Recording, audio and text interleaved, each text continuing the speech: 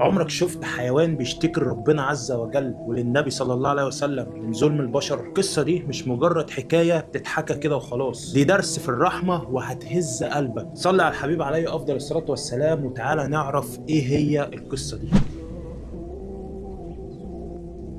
في يوم من الأيام الرسول صلى الله عليه وسلم كان قاعد مع الصحابة وفجأة دخل عليهم جمل، بس ما كانش داخل عادي، ده كان بيجري وكأنه بيدور على الأمان. جمل قرب للنبي صلى الله عليه وسلم وحط راسه على كتف النبي صلى الله عليه وسلم وبدأ يطلع أصوات وكأنه بيبكي وبيحكي عن وجعه. النبي صلى الله عليه وسلم سمعه بتركيز لحد ما الجمل ده خلص كلام، وبعدها على طول الرسول صلى الله عليه وسلم سأل مين صاحب الجمل ده. جاء شاب من الأنصار وقال أنا صاحب الجمل ده. النبي صلى الله عليه وسلم قال جملة توقف القلب، قال أفلا تتقي الله في هذه البهيمة التي ملكك الله إياها؟ إنه شكا إلي أنك تجيئه وتؤدبه، يعني بتشغله فوق طاقته وما بتأكلهوش كويس. تخيل الجمل اللي ما بيعرفش يتكلم لا اللي بيحس بوجعه وبينصفه. النبي صلى الله عليه وسلم ما حماش الإنسان بس، ده حمى حتى الحيوان من قسوة القلوب. بس الحكاية ما خلصتش عند الشكوى وبس، لا ده بعد ما النبي صلى الله عليه وسلم نصف الجمل كان في حاجة أعجب من كده. الجمل من كتر فرحته من العدل والرحمة مال على النبي صلى الله عليه وسلم وبدأ يهمس بكلام ما يفهموش غير النبي صلى الله عليه وسلم. الصحابة شافوا النبي صلى الله عليه وسلم أمن 3 مرات وبعدها في الرابعة بكى. فالصحابة استغربوا جدا وسألوه، قالوا له يا رسول الله ليه أمنت 3 مرات وبعد كده بكيت؟ النبي صلى الله عليه وسلم رد عليهم وحكى ليهم الدعوات الجمل. تخيل ان الجمل دعانا، والله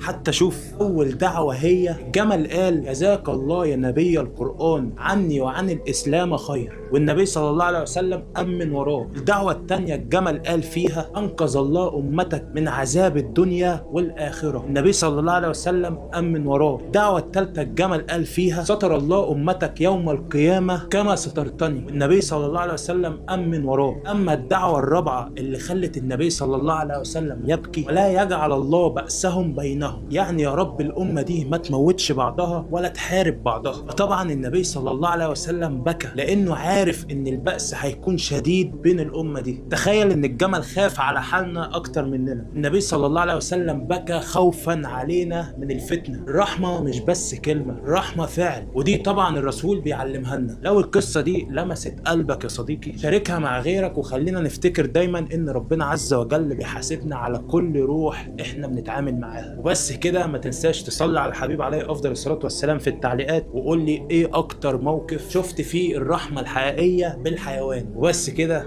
سلام.